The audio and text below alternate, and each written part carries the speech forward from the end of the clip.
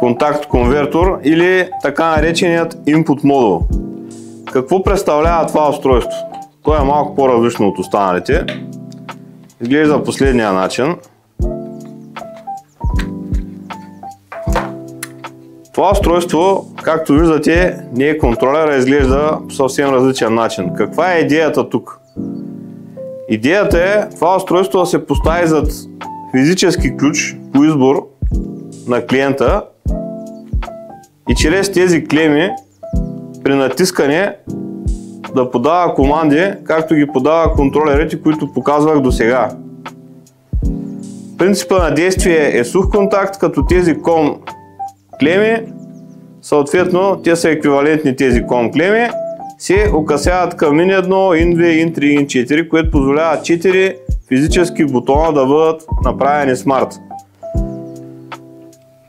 Тази част се дърпа и активира батерията, защото това устройство е на батерия.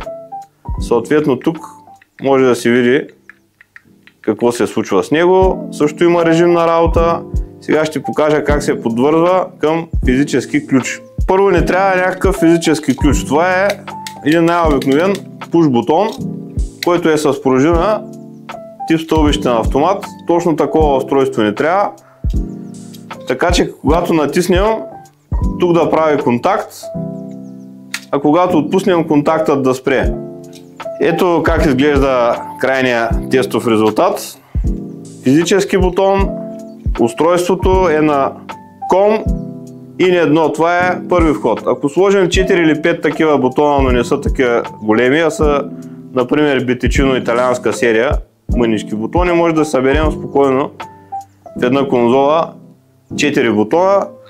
Това устройство стои отзад в конзолата и изпълнява ролята на смарт контролер. При натискане виждате как реагира. Като едно такова натискане е все едно натискаме бутон от смарт контролерите, които показах преди. Съответно се настройва по същия начин, вкарва се в програмен режим, натиска се определен брой пъти. Ако нямаме такъв ключ, може просто да си окасяваме двете кабелчета и така да подаваме командата. Отзад е дадена схемата.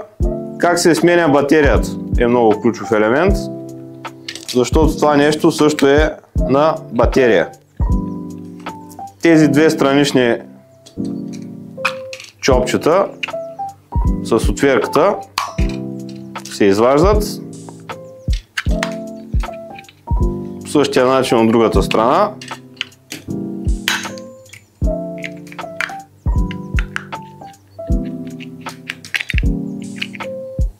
Това нещо се маха, внимателно разбира се, за да не щупим нещо. Цялото устройство пропада. Батерията тук е много важна част. Тя не е 2032, батерията тук е CR1223A 3 волтова батерия от този вид.